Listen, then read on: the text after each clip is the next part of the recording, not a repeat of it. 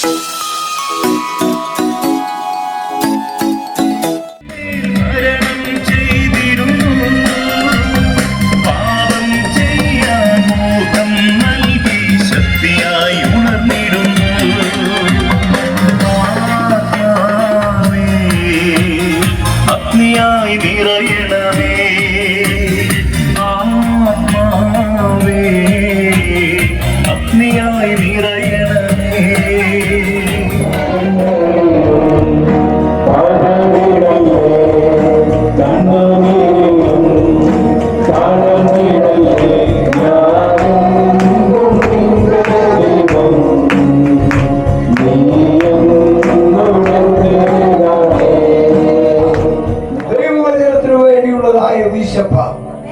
രാത്രി രണ്ടാം ദിവസവും ഇവിടെ ഇങ്ങനെ ആയിരിക്കാൻ സർവശക്തനായ ദൈവം ഒരുക്കിയ നല്ല അവസരങ്ങൾക്കായി ഞാൻ ദൈവത്തെ സ്തുതിക്കുന്നു, വാഴ്ത്തുന്നു.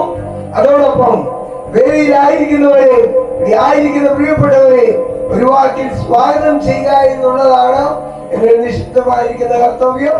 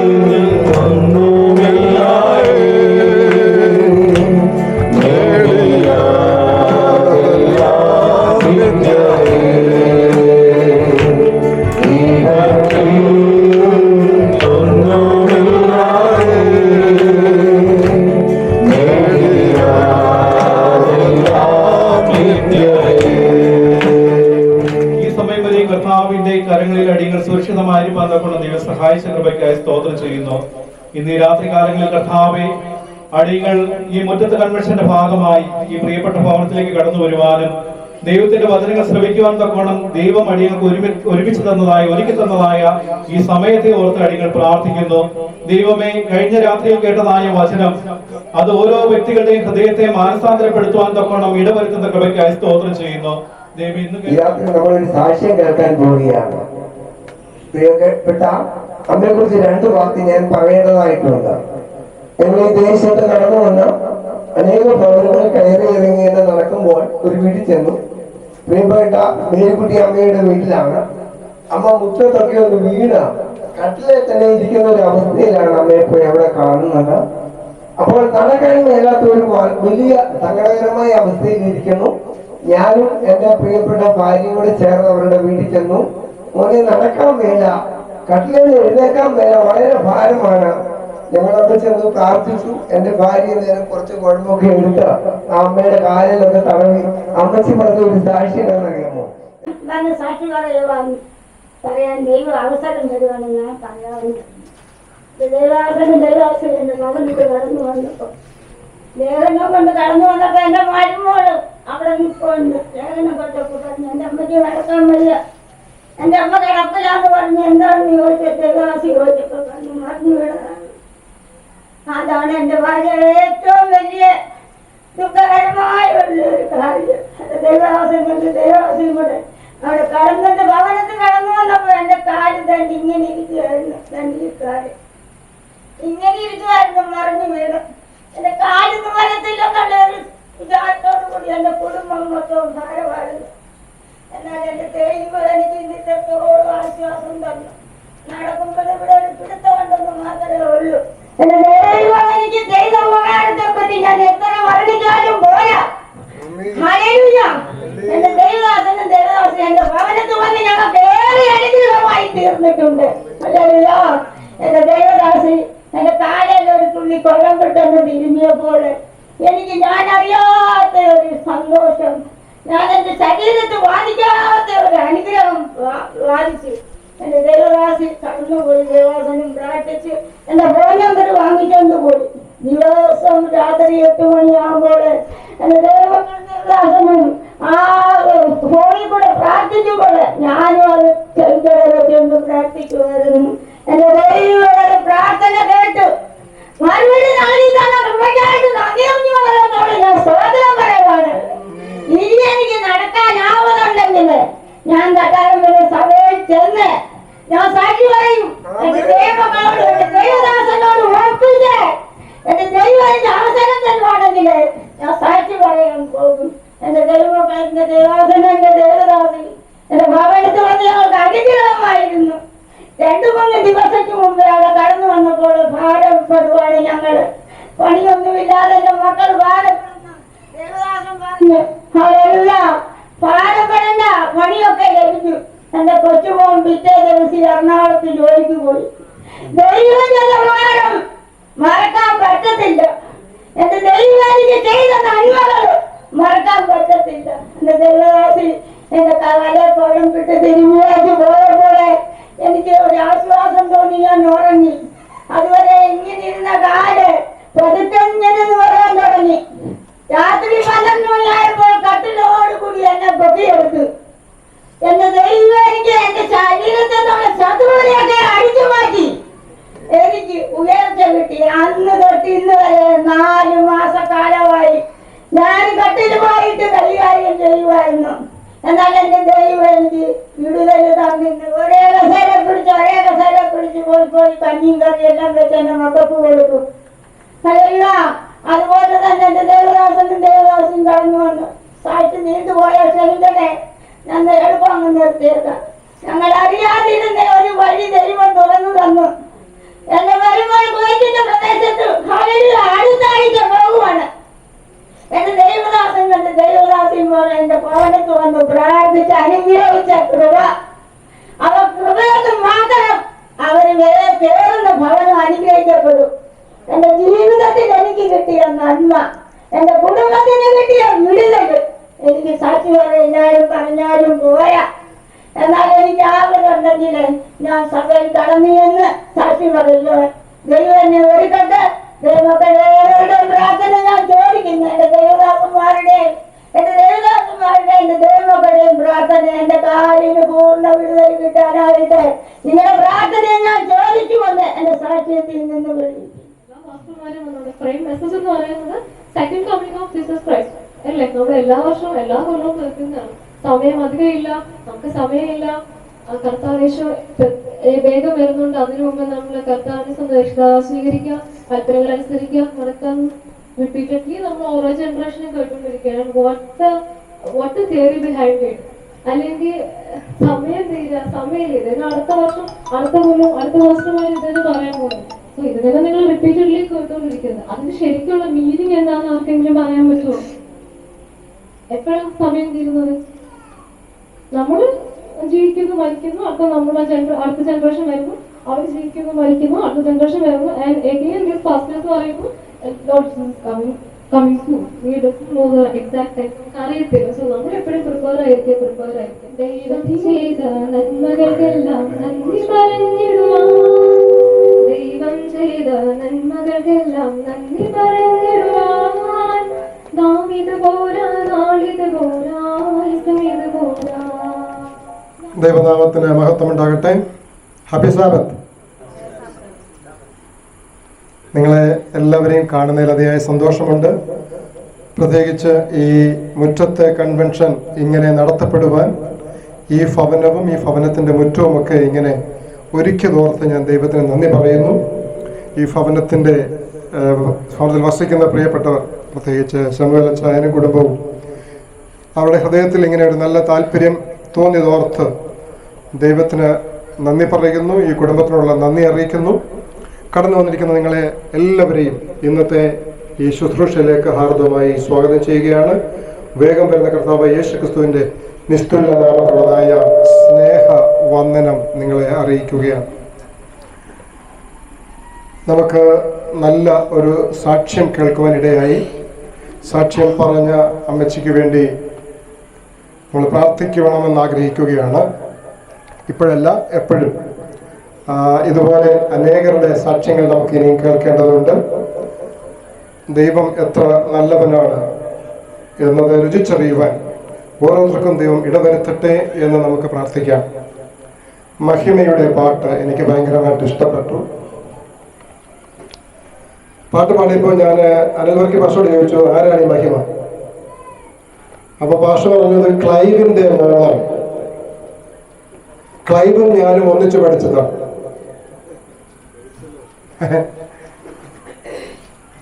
അതെന്തൊരു കോയിൻസിഡൻസ് ആണ് നോക്കിക്കേ.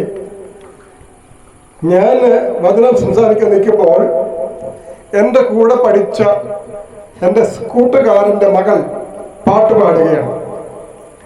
ഞാനത് അറിഞ്ഞിരുന്നില്ല. ക്ലൈവും ഞാനും ഒരുമിച്ച് സെമിനാരിയിൽ പഠിച്ചതാണ്. നിങ്ങൾക്കൊക്കെ കാര്യങ്ങൾ അറിയാം. അതുകൊണ്ട് ഞാൻ അതിലേക്ക് കടന്ന് നിങ്ങളെ വീണ്ടും പ്രയാസപ്പെടുത്താൻ ആഗ്രഹിക്കുന്നില്ല. ആ പാട്ട് വളരെ നല്ല പാട്ടായിരുന്നു. മഹിമയെ ദൈവം ധാരാളമായിട്ട് അനുഗ്രഹിക്കട്ടെ. ദൈവം പുതിയ വഴികളെ തുറക്കട്ടെ എന്ന് നമുക്ക് പ്രാർത്ഥിക്കാം. പ്രിയമുള്ളവരെ, ദൈവവചന ശുശ്രൂഷയാണ്. കഴിഞ്ഞ രാത്രിയിൽ നമ്മൾ കർത്താവായ യേശു ക്രിസ്തുവിൻ്റെ രണ്ടാമത്തെ വരവിനെ കുറിച്ച് കേൾക്കുകയുണ്ടായി. കർത്താവ് എങ്ങനെയാണ് വരുന്നത് എന്നത് നമ്മൾ കഴിഞ്ഞ രാത്രിയിൽ കേൾക്കുകയുണ്ടായി. ഈ രാത്രിയിൽ ആരെ കൊണ്ടുപോകാനാണ് കർത്താവ് വരുന്നത്?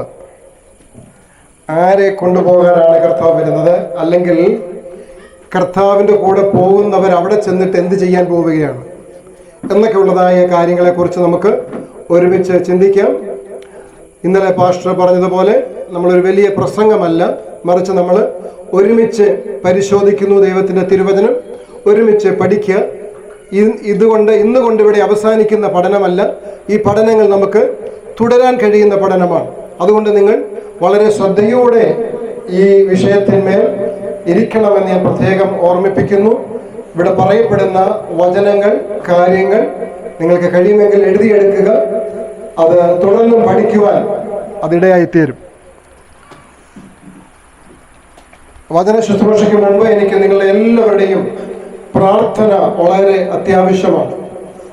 കാരണം മറ്റൊന്നുമല്ല, ദൈവവചനം ശുശ്രൂഷിക്കുന്നിടത്ത് ദൈവത്തിൻ്റെ ദൂതന്മാരുണ്ട് എന്നുള്ളതിന് യാതൊരു സംശയവുമില്ല. അത് പിന്നെ കൊടുത്താൽ മതി. ദൈവത്തിൻ്റെ വചനം ശുശ്രൂഷിക്കുന്നിടത്ത് ദൈവത്തിൻ്റെ ദൂതന്മാർ നിശ്ചയമായും ഉണ്ടല്ലേ? ദൈവത്തിൻ്റെ ദൂതന്മാർ ഉള്ളതോടൊപ്പം തന്നെ പിശാചിന്റെ ദൂതന്മാരും ഉണ്ട്. മറന്നു പോകരുത്. ദൈവവചനം സംസാരിക്കുന്നിടത്ത് പിശാചും തന്റെ ദൂതന്മാരുമുണ്ട്. സംശയമുണ്ടോ? ഉണ്ടോ? നമുക്ക് നോക്കാം. സംശയമുണ്ടെങ്കിൽ നമുക്ക് ആ സംശയം ഒന്ന് ദൂരീകരിക്കാം. മത്തായിയുടെ സുവിശേഷം 13-ാമത്തെ അധ്യായം 4-ാമത്തെ വാക്യം ഒന്ന് വായിച്ചു നോക്കിക്കേ. മത്തായിയുടെ സുവിശേഷം 13-ാമത്തെ അധ്യായം 4-ാമത്തെ വാക്യം ആരെങ്കിലും ഒന്ന് വായിച്ച വേഗത്തിൽ. എന്താണ് ആ വാക്യം പറയുന്നത്?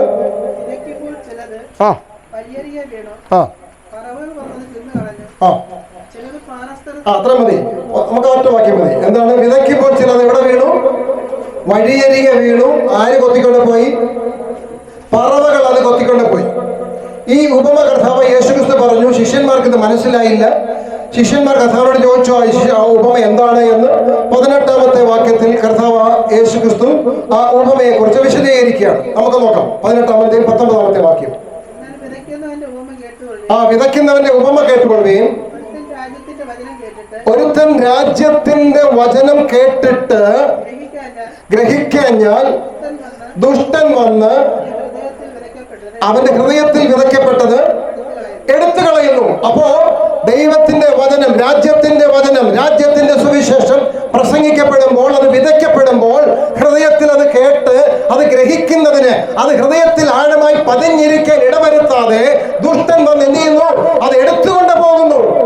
അങ്ങനെ എടുത്തുകൊണ്ട് പോകാതിരിക്കാൻ ഇവിടെ കടന്നു വന്നിരിക്കുന്ന ദൈവമക്കളെ, നിങ്ങളുടെ ആത്മാർത്ഥമായ പ്രാർത്ഥന എന്ന ആവശ്യമാണ്.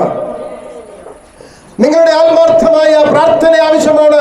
നമ്മൾ കേൾക്കുന്ന വചനം, നമ്മുടെ ഹൃദയത്തിൽ നിന്ന് വിതയ്ക്കപ്പെടുന്ന ഈ വിത്ത് പിശാച് എടുത്തുകൊണ്ട് പോകാതിരിക്കുവാൻ, അത് നല്ല നിലത്ത് വീണ വിത്ത് പോലെ അത് വിളവ് നൽകുവാൻ, ഫലം നൽകുവാൻ തക്കവണ്ണം അത് അവിടെ ഇരുന്ന് വളർന്ന് വിളവ് നൽകേണ്ടതുണ്ട്, നല്ല ഫലം നൽകേണ്ടതുണ്ട്. അതിനായി പ്രിയമുള്ളവരെ, നിങ്ങളുടെ പ്രാർത്ഥന എനിക്ക് അത്യന്താപേക്ഷിതമാണ്. നിങ്ങൾ എല്ലാവരും പ്രാർത്ഥിക്കണം എന്ന് പ്രത്യേകം ഓർമ്മിപ്പിക്കുകയാണ്. നമ്മൾ ഇന്ന് ഈ ശുശ്രൂഷ ആരംഭിക്കാൻ, അല്ലെങ്കിൽ അതിൻ്റെ ഓപ്പണിംഗ് സോങ് ആയിട്ട് പാടിയത് നിങ്ങളുടെ മനസ്സിൽ ആ പാട്ടുണ്ട് എന്ന് ഞാൻ കരുതുകയാണ്. മാത്യു പാസ്റ്റർ എന്നെ ഒന്നുകൂടി ഒന്ന് സഹായിക്കണം. അതിൻ്റെ ചില വരികൾ എനിക്ക് ഒന്നുകൂടി കേൾക്കേണ്ടതുണ്ട്. നമ്മൾ പാടിയ പാട്ട്, അതിന്റെ ചില വരികൾ ഒന്നുകൂടി കേൾക്കാം. ആദ്യത്തെ ചാൻസയും അതിന്റെ അവസാനത്തെ ചാൻസയുടെ ആദ്യത്തെ 2 വരികളും പാസ്റ്റർ ഒന്ന് പാടി സഹായിക്കോ?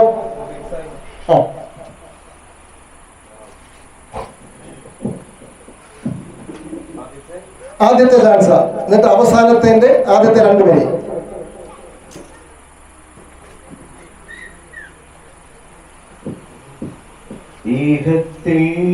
ആദ്യത്തെ ചാൻസ് കണ്ണുനീർ.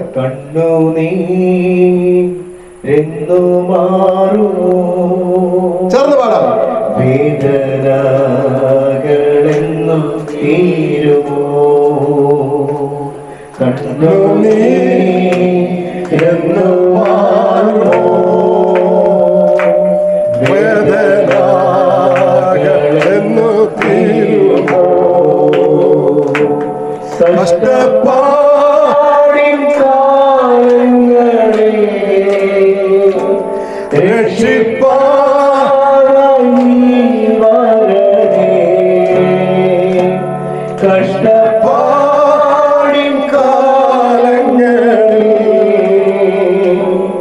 രക്ഷിപ്പാനായി നീ വരണേ, കണ്ണുനീരെന്നു മാറുമോ, വേദനകളെന്നു തീരുമോ, പരനേ വിശ്രമത്തിൽ എത്തുവാൻ കൈക്കൊള്ളുന്നേ, പരനേ വിശ്രമത്തിൽ എത്തുവാൻ കൈക്കൊള്ളുന്നേ, ലേശം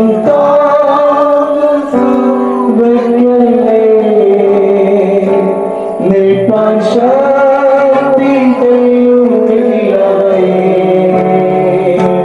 ലേശം താമസം വഴിയില്ലേ, നിൽപ്പാൻ ശക്തി തെളിയുന്നില്ലായേ, കണ്ണുനീരെന്നു മാറുമോ, വേദനകളെന്നു തീരുമോ. നമ്മുടെ കണ്ണുകളടയ്ക്കാം, നമുക്കൊരു നിമിഷം പ്രാർത്ഥിക്കാം. അടിയങ്ങളെ ഏറ്റവും അധികമായി സ്നേഹിക്കുന്ന സ്വർഗീയ പിതാവേ, അനുഗ്രഹിക്കപ്പെട്ട വിശുദ്ധ ദിവസത്തിന്റെ ആരംഭ മണിക്കൂറുകളിൽ ഏഴകളും പാപികളുമായിരിക്കുന്ന അടികൾക്ക്, ബലഹീനരായിരിക്കുന്ന അടികൾക്ക് ഈ ഭവനത്തിന്റെ മുറ്റത്ത് ക്രമീകരിച്ചിരിക്കുന്നതായ മുറ്റത്ത് കൺവെൻഷന്റെ ഭാഗമായി ഒരുമിച്ച് കൂടി വന്ന് അങ്ങയുടെ വചനത്തെ ചിന്തിക്കുവാൻ അവസരം നൽകിയതോർത്ത് നന്ദിയോടെ അങ്ങേ സ്തുതിക്കുകയാണ്. സ്വർഗീയ പിതാവേ, അവിടുന്ന് ഉപമയെ കുറിച്ച് ശിഷ്യന്മാർക്ക് വിവരിച്ചു കൊടുത്തപ്പോൾ പറഞ്ഞത്, രാജ്യത്തിന്റെ സുവിശേഷം വിതയ്ക്കപ്പെടുമ്പോൾ അത് ഹൃദയത്തിൽ ആഴമായി ഇരിക്കുന്നതിന് മുമ്പേ പിശാച് വന്ന് അതിനെ കൊത്തിക്കൊണ്ട് പോകുന്ന ഒരവസരമുണ്ട്. എന്നാൽ സ്വർഗീയ പിതാവേ, ഇന്ന് പിശാചിന്റെ യാതൊരു വിധമായ പ്രവർത്തനവും ഈ മുറ്റത്തും ഈ പന്തലിനും ഈ ശബ്ദപരിധിക്കുള്ളിൽ അങ്ങയുടെ വചനം കേൾക്കുന്ന ആരുടെ ഹൃദയത്തിലും ഉണ്ടാകാതിരിക്കുവാൻ അങ്ങയുടെ സാന്നിധ്യം അടികളുടെ കൂടെ ഉണ്ടാകണമേ. അവിടുത്തെ ദൂതന്മാരെ അയച്ച് ഞങ്ങളെ അവിടുന്ന് കാത്തുകൊള്ളണമെന്ന് പ്രാർത്ഥിക്കുന്നു. സ്വർഗീയ പിതാവേ, ഇന്ന് ഇവിടെ വിതയ്ക്കപ്പെടുന്ന വിത്തുകൾ ഓരോന്നും ഓരോ ഹൃദയത്തിന്റെ അടിത്തട്ടിലേക്ക് എത്തപ്പെടുവാൻ, അത് 30, 60, 100 മേനിയായി ഫലം കായ്പാൻ കർത്താവ് ഇടപെടണമേ എന്ന് പ്രാർത്ഥിക്കുകയാണ്. സ്വർഗീയ പിതാവേ, ഈ ശബ്ദപരിധിയിൽ ഞങ്ങളെ കേൾക്കുന്ന എല്ലാവരെയും കർത്താവ് അനുഗ്രഹിക്കണമേ. വചനം സംസാരിക്കുവാനായി അടിയനിതാ അങ്ങയുടെ മുമ്പിൽ നിൽക്കുന്നു. ബലഹീനനായ അടിയനെ അവിടെ നിന്ന് ശക്തീകരിക്കണമേ. വചനം അങ്ങയുടേതാണ്, സംസാരിക്കുന്ന അടിയൻ അങ്ങയുടേതാണ്, കേൾക്കുന്ന മക്കൾ അങ്ങയുടേതാണ്. അത് അവരുടെ ഹൃദയത്തിൽ പതിയുവാൻ അവിടെ നിന്ന് കർത്താവേ എന്റെ ശബ്ദമല്ല അങ്ങയുടെ ശബ്ദം എന്ന് കേൾപ്പിക്കണമേ. അങ്ങയുടെ വചനം അവരെന്ന് ഏറ്റെടുക്കണം. കർത്താവ് കൃപ ചെയ്യണമേ. ഈ ശുശ്രൂഷയുടെ ആദ്യമടങ്കം അങ്ങയുടെ നടത്തിപ്പ് കൂടെ ഇരിക്കണമെന്ന് ഞങ്ങൾക്ക് ജീവൻ തന്ന അരുമരക്ഷയുടെ നാമത്തിൽ താഴ്മയായി അപേക്ഷിക്കുന്നു. കൃപയോടെ കേൾക്കണമേ സ്വർഗീയ പിതാവേ. പ്രിയമുള്ളവരെ, ഒരിക്കൽ കൂടി നിങ്ങളെ അവരെയും ഇന്നത്തെ വചന ശുശ്രൂഷയിലേക്ക് ഹാർദമായി സ്വാഗതം ചെയ്യുകയാണ്. നാം ഇന്ന് നോക്കുമ്പോൾ ലോകത്തിൽ നമ്മൾ പാടിയ പാട്ട് പോലെ അനേകർ കഷ്ടത്തിന്റെ നടുവിലൂടെ കടന്നു പോയിക്കൊണ്ടിരിക്കുകയാണ്. കണ്ണുനീരെന്ന് മാറും എന്നതാണ് അനേകരുടെ ചിന്തകൾ. ലോകത്തിലേക്ക് നോക്കിയാൽ പ്രശ്നങ്ങളുടെ മുമ്പിലെ പ്രശ്നങ്ങൾ, പ്രശ്നത്തിന്റെ നടുവിൽ പിന്നെയും പ്രശ്നങ്ങൾ, ഏതെല്ലാം രീതിയിലുള്ളതായ ടെൻഷനുകൾ, ഡിസാസ്റ്ററുകൾ, ഏതെല്ലാം രീതിയിലുള്ള സ്ട്രെസ്സുകളാണ് മനുഷ്യൻ ഇന്ന് അനുഭവിച്ചുകൊണ്ടിരിക്കുന്നത്. സാമ്പത്തിക ബുദ്ധിമുട്ടുകൾ, രാഷ്ട്രീയമായ ആശങ്കകൾ, ലോകത്തിൽ എന്ത് സംഭവിക്കും അറിയാൻ വയ്യാത്തതായ ചിന്താഗതികൾ, അതും കൂടാതെ പ്രകൃതിയിൽ നടന്നുകൊണ്ടിരിക്കുന്നതായ പ്രകൃതി ദുരന്തങ്ങൾ, ഇതെല്ലാം കാണുമ്പോൾ ജനം ആഗ്രഹിക്കുന്നത് എന്താണ്? ഇതെല്ലാം കാണുമ്പോൾ എന്താണ് ജനം ആഗ്രഹിക്കുന്നത്? ജനം ആഗ്രഹിക്കുന്നത് നമ്മൾ ആ പാട്ടുകാരൻ പറഞ്ഞതുപോലെ പരനെ വിശ്രമ നാട്ടിൽ നാട്ടിലെത്തണം. ഒരു വിശ്രമത്തെ കുറിച്ചാണ് ജനങ്ങൾ ആഗ്രഹിക്കുന്നത്. ഈ കഷ്ടത മാറി ഒരു വിശ്രമം ജനം ആവശ്യപ്പെടുകയാണ്, ജനം ആഗ്രഹിക്കുകയാണ്. ജനത്തിന്റെ പ്രതീക്ഷ, ജനം പ്രത്യാശിക്കുന്നത് ഈ കഷ്ടതയിൽ നിന്നെല്ലാം ഒരു വിടുതൽ, ഒരു വിശ്രമം, പരനെ വിശ്രമ നാട്ടിലെത്തുവാൻ വാഞ്ചിക്കുന്നു. ഇതാണ് സകല മനുഷ്യരുടെയും ഇന്നത്തെ ആഗ്രഹം. എല്ലാവരും അങ്ങനെ പ്രതീക്ഷിച്ചുകൊണ്ടിരിക്കുകയാണ്. നിങ്ങളുടെ ശ്രദ്ധയെ ഞാൻ വേദപുസ്തകത്തിലെ ഒരു വാക്യത്തിലേക്ക് ക്ഷണിക്കുകയാണ്. എബ്രായർക്ക് എഴുതിയ ലേഖനം 4-ാമത്തെ അധ്യായം, എബ്രായ ലേഖനം 4-ാമത്തെ അധ്യായം അതിന്റെ 9-ാമത്തെ വാക്യം ഒന്ന് വായിക്കാം. എബ്രായർ 4:9. ആരെങ്കിലും എടുത്തെങ്കിൽ എബ്രായർ 4:9. ആകയാൽ ദൈവത്തിന്റെ ജനത്തിന് ഒരു ശബത്ത് അനുഭവം ശേഷിച്ചിരിക്കുന്നു. ഓക്കെ, ആകയാൽ ദൈവത്തിന്റെ ജനത്തിന് ഒരു ശബത്ത് അനുഭവം ശേഷിച്ചിരിക്കുന്നു എന്നാണ് മലയാളത്തിൽ എഴുതിയിരിക്കുന്നത്. അത് ഇംഗ്ലീഷിൽ വായിച്ചാൽ there remaineth therefore a rest for the people of God. എന്താണ്? there remaineth therefore a rest for the people of God. ദൈവത്തിന്റെ ജനത്തിന് ഒരു വിശ്രമം അവശേഷിച്ചിരിക്കുന്നു, ശേഷിച്ചിരിക്കുന്നു എന്നാണ് ഈ വാക്യം പറയുന്നത്. നമ്മൾ പാടിയത് എങ്ങനെയാണ്? പരനെ വിശ്രമ നാട്ടിലെത്തുവാൻ വെമ്പൽ കൊള്ളുന്നു. വിശ്രമ നാട്ടിൽ, അപ്പൊ ജനത്തിന് വിശ്രമ നാട്ടിലെത്തുവാനുള്ളത് താല്പര്യമുണ്ട്. ദൈവത്തിന്റെ വചനം പറയുന്നു ഒരു വിശ്രമം ജനത്തിനു വേണ്ടി കരുതി വെച്ചിരിക്കുന്നു. There remaineth a rest for the people of God. ദൈവജനത്തിന് ഒരു വിശ്രമ ദിനം ഇനി വരാൻ പോകുന്നു എന്ന് ദൈവത്തിന്റെ വചനം നമ്മളെ ഓർമ്മിപ്പിക്കുകയാണ്. നമുക്കറിയാം, ഇസ്രായേൽ ജനത്തെ ദൈവം മിസ്രൈമിൽ നിന്ന് പുറപ്പെടുവിച്ചുകൊണ്ട് വന്നപ്പോൾ അവർക്ക് ദൈവം വാഗ്ദത്തം കൊടുത്തു. അവരെ വാഗ്ദത്ത നാട്ടിലേക്ക്, ഒരു വിശ്രമ നാട്ടിലേക്ക് എത്തിക്കാമെന്ന വാഗ്ദത്തമാണ് അവർക്ക് കൊടുത്തത്. അങ്ങനെയെങ്കിൽ പ്രിയമുള്ളവരെ, ഞാനും നിങ്ങളും അതുപോലെ ഒരു യാത്രയിൽ ഇറങ്ങി തിരിച്ചിരിക്കുകയാണ്. എനിക്കും നിങ്ങൾക്കും ദൈവം ഒരു വാഗ്ദത്തം ചെയ്തിട്ടുണ്ട്. ഒരു വാഗ്ദത്ത കനാൻ, ഒരു വാഗ്ദത്ത വിശ്രമ നാട്. അതേത് നാടാണ്? അതേത് നാടാ? ഏത് നാടാ? സ്വർഗീയ കനാൻ. സ്വർഗീയ കനാനാണ് ദൈവം എനിക്കും നിങ്ങൾക്കും വാഗ്ദത്തം ചെയ്തിരിക്കുന്നത്. സ്വർഗത്തിലെ വിശ്രമത്തിലേക്ക് ദൈവം എന്നെയും നിങ്ങളെയും ക്ഷണിക്കുകയാണ്. എത്ര പേർ ആ സ്വർഗത്തിന്റെ ദൈവം നൽകുന്ന വിശ്രമത്തിലേക്ക് പ്രവേശിക്കാൻ ആഗ്രഹിക്കുന്നുണ്ട്? എത്ര പേർ? ആമേൻ. ദൈവം നിങ്ങളെ അനുഗ്രഹിക്കട്ടെ. പ്രിയമുള്ളവരെ, നമ്മൾ ഈ വായിച്ച വേദഭാഗത്തിലെ ഇംഗ്ലീഷിലെ പദം റെസ്റ്റ് എന്നാണ്. ആ റെസ്റ്റ് എന്ന പദത്തെ, അതിന് വളരെ പ്രാധാന്യമുണ്ട്. ആ പദം നമ്മൾ ഒന്ന് പരിശോധിച്ച് നോക്കാമെങ്കിൽ ആ പദത്തിന് ഒരുപാട് അർത്ഥവ്യാപ്തി ഉള്ളതായി കാണാൻ കഴിയും. ആ പദത്തിന്റെ ഗ്രീക്ക് ഭാഷ എന്ന് പറയുന്നത് സാബത്ത് ഈസ്മോസ് എന്നാണ്. ഗ്രീക്കിൽ റെസ്റ്റിന് പറയുന്ന പേര് സാബത്ത് ഈസ്മോസ് എന്നാണ്. എബ്രായ ഭാഷയിൽ അതിന് പറയുന്നത് സാബത്ത് എന്നാണ്. അപ്പോ ദൈവത്തിന്റെ വചനം പറയുന്നു, ദൈവജനത്തിന് എന്ത് അവശേഷിക്കുന്നു?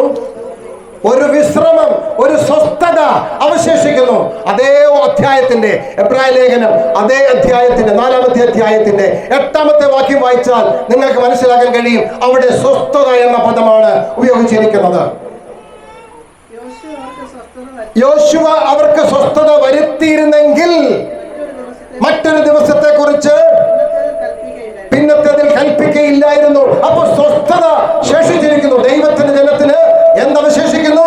ഒരു സ്വസ്ഥത ശേഷിക്കുന്നു. ആ സ്വസ്ഥതയിലേക്കാണ് ദൈവം എന്നെയും നിങ്ങളെയും വിളിച്ചുകൊണ്ടിരിക്കുന്നത്. പ്രിയമുള്ളവരെ, ആ ദൈവം സ്വർഗത്തിനിട്ടിരിക്കുന്ന പേരാണ് എന്ത്? സാബത്ത് ഈസ്മോസ്, അഥവാ സാബത്ത്. സ്വർഗത്തിന് ദൈവം വിളിക്കുന്ന പേരെന്തുവാ? സാബത്ത്. സ്വർഗത്തിന് ദൈവം വിളിക്കുന്ന പേരാണ് സാബത്ത്. എത്ര പേർ ആ സാബത്ത് അനുഭവിക്കാൻ ആഗ്രഹിക്കുന്നുണ്ട്? എന്നാൽ നമ്മളിപ്പോ വായിച്ചത് എന്താണ്? യോശുവ അവർക്ക് എന്ത് ചെയ്തില്ല? സ്വസ്ഥത നൽകിയില്ല. എന്തുകൊണ്ടാണ് നൽകാതിരുന്നതെന്ന് നമുക്കൊന്ന് പരിശോധിച്ച് നോക്കാം. ലേവ്യർക്ക് എഴുതിയ പുസ്തകം, ലേവ്യ പുസ്തകം 26-ാമത്തെ അധ്യായം, ലേവ്യ പുസ്തകം 26-ാം അധ്യായം 33 മുതൽ 35 വരെയുള്ള വാക്യം. ലേവ്യ പുസ്തകം 26-ാം അധ്യായം 33 മുതൽ 35 വരെയുള്ള വാക്യം. ചിതറിച്ച് നിങ്ങളുടെ പിന്നാലെ വാൾ ഊരും. നിങ്ങളുടെ ദേശം ശൂന്യമായും നിങ്ങളുടെ പട്ടണങ്ങൾ പാഴ്നിലമായും കിടക്കും. അങ്ങനെ ദേശം ശൂന്യമായി കിടക്കുകയും നിങ്ങൾ ശത്രുക്കളുടെ ദേശത്തിരിക്കുകയും ചെയ്യുന്ന നാളൊക്കെയും അത് തന്റെ ശബദകൾ അനുഭവിക്കും. അപ്പോൾ ദേശം സ്വസ്ഥമായി കിടന്ന് തന്റെ ശബദകൾ അനുഭവിക്കും. നിങ്ങൾ അവിടെ പാർത്തിരുന്നപ്പോൾ നിങ്ങളുടെ ശബദകളിൽ അതിന് അനുഭവമാകാതിരുന്ന സ്വസ്ഥത അത് ശൂന്യമായി കിടക്കുന്ന നാളൊക്കെയും അനുഭവിക്കും. നോക്കണം പ്രിയമുള്ളവരെ, ഇവിടെ ദൈവത്തിന്റെ വചനം, ദൈവം ജനത്തിന് ഒരു മുന്നറിയിപ്പ് കൊടുക്കുകയാണ്. എന്താണ് മുന്നറിയിപ്പ്? അതേ അധ്യായത്തിന്റെ 27-ാമത്തെ വാക്യത്തിലുണ്ട്. മുന്നറിയിപ്പ് എന്താണ്? 27-ാമത്തെ വാക്യം ഒന്ന് വായിക്കാമോ? നിങ്ങൾ എന്റെ വാക്ക് കേൾക്കാതെ എനിക്ക് വിരോധമായി നടന്നാൽ ഞാനും ക്രോധത്തോടെ നിങ്ങൾക്ക് വിരോധമായി നടക്കും. അപ്പോൾ ദൈവം തന്റെ ജനത്തെ വിളിച്ച് കനാൻ ദേശത്തിലേക്ക് പ്രവേശിപ്പിക്കുമ്പോൾ, പാലും തേനും ഒഴുകുന്ന വിശ്രമ നാട്ടിലേക്ക് അവരെ കൊണ്ടുവന്നാക്കുമ്പോൾ ദൈവം അവരോട് പറയുകയാണ്, നിങ്ങൾ എന്റെ വാക്ക് കേട്ട് അനുസരിക്കുമെങ്കിൽ നിങ്ങൾക്ക് എല്ലാ അനുഭവം ഉണ്ടാകും. നിങ്ങൾ എന്റെ വാക്ക് കേട്ട് അനുസരിക്കാതെ ഇരുന്നാൽ ഞാൻ നിങ്ങളെ ദേശത്ത് നിന്ന് ചിതറിക്കും. എന്താ ദൈവം പറഞ്ഞത്? നിങ്ങൾ എന്റെ വാക്ക് കേട്ട് അനുസരിക്കാതിരുന്നാൽ ഞാൻ നിങ്ങളെ ദേശത്ത് നിന്ന് ചിതറിക്കും. അതാണ് നമ്മളിപ്പോ വായിച്ചത്. അവരെന്ത് ചെയ്തിരിക്കുന്നു? ഞാൻ നിങ്ങളെ ജാതികളുടെ ചിതറിച്ച് നിങ്ങളുടെ പിന്നാലെ വാൾ ഊരും. നിങ്ങളുടെ ദേശം എന്തായി മാറും? ശൂന്യമായും നിങ്ങളുടെ പട്ടണങ്ങൾ പാഴ്നിലമായും കിടക്കും. അപ്പോൾ ഒരു ദേശം ശൂന്യമായി കിടക്കുക എന്ന് പറഞ്ഞാൽ എന്താണ് അതിന്റെ അർത്ഥം?